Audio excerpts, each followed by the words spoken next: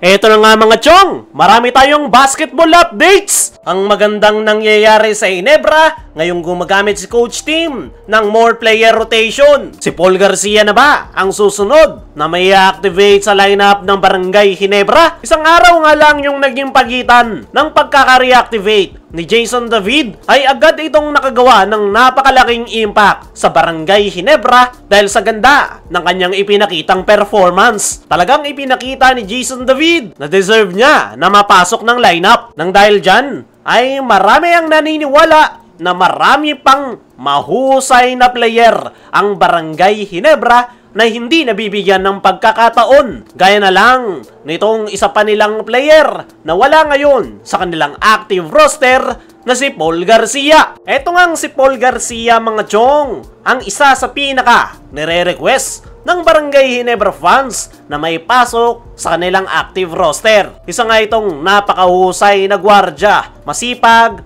hustle, may pagkakahalin tulad sa laro ni Scottie Thompson. At nakita nga yung potensyal na itong si Paul Garcia sa sinaliang invitational tournament noon ng Barangay Ginebra kung saan naipakita na itong si Paul Garcia kung ano yung kanyang mga kayang gawin. Kaya naman, simula noon ay nakakuha na ng followers etong si Paul Garcia na naniniwala sa kanyang potensyal. At as of now, tuloy-tuloy pa rin yung workout netong si Paul Garcia sa team practice ng Barangay Ginebra. Actually, etong si Paul Garcia at Jason David yung pinagpilian ni Coach Tim Cone na ipasok sa active lineup matapos nilang ibaba si L.A. Tenorio. Parehong araw maganda yung pinapakita ni Paul Garcia at Jason David sa kanilang team practice, pero napagdesisyonan ni Coach Tim na si David muna yung kanilang ipapasok dahil mas may knowledge ito sa triangle offense at mas matagal na ito sa kanilang kupunan. Pero once nga raw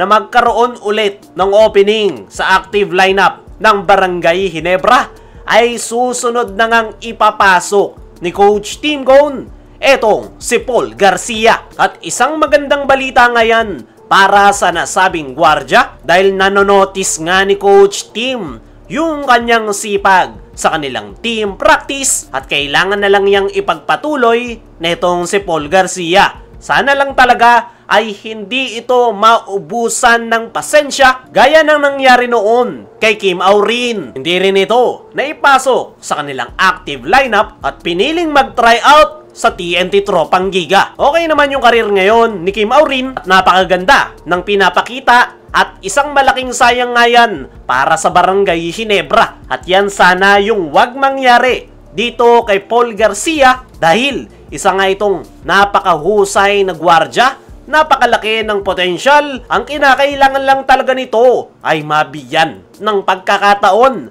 na maipakita yung kanyang full potential. Yung nakita nating performance ni Jason David ay bunga ng sipag at dedikasyon nito sa kanilang team practice. At malamang sa malamang na ganyan rin ang ipapakita netong si Paul Garcia once nabigyan siya ng pagkakataon ni Coach Tim Cone na magpakitang gilas at mabigyan ng isang quality minutes para ma-showcase ang kanyang laro. So ngayon ay naka-standby etong si Paul Garcia sa team practice ng Ginebra at nag-aantay lang na tawagin ni Coach Tim ang kanyang pangalan. Mabuti na lang talaga ay open na ngayon si Coach Tim na palawakin ang kanyang player rotation at kita nyo naman yung resulta. Lumalabas yung potensyal ng kanyang mga players. Dumako naman tayo dito sa kabilang balita. Ang magandang nangyayari sa Ginebra, ngayong gumagamit si Coach Tim ng more player rotation. Ngayong All Filipino Conference nga mga chong, ay kakaiba yung approach ni Coach Tim Cone sa kanyang kupunan. Kung saan lahat ng kanyang mga players ay binibigyan niya ngayon ng pagkakataon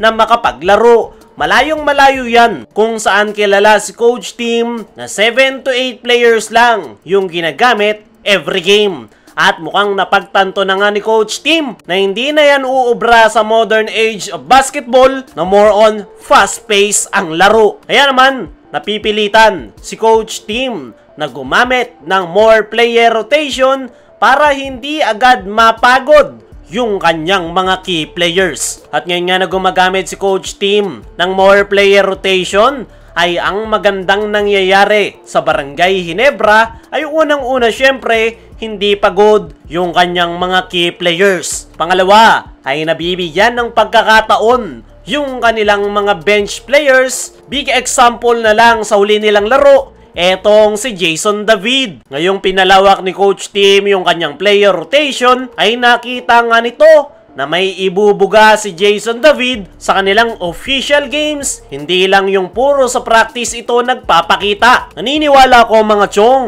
na marami pang madidiscover si Coach Tim na po pwede niyang maasahan pagdating sa bench. Nandyan pa nga si Von Pesamal na kailangan lang ibalik yung kanyang kumpiyansa sa paglalaro. Para sa akin mga chong, ay tama yung ginagawa ngayon ni Coach Tim na gumamit ng more player rotation, lalong-lalo na ngayong All-Filipino. Dahil kakailanganin niya ngang i-preserve yung kanyang mga key players sa mga crucial games, lalong-lalo na once na magsimula ang PBA playoffs. At ngayong gumagamit si Coach Tim ng more player rotation, ay paniguradong makakakita ito ng player na po pwede niyang gawing magic bunot, gaya na lang ni Jason David. Kaya mga chong, ano masasabi nyo sa magandang nangyayari sa Ginebra ngayong gumagamit si Coach Tim ng more player rotation? Ano rin yung masasabi nyo? Eto na bang si Paul Garcia ang next na may papasok sa Ginebra lineup?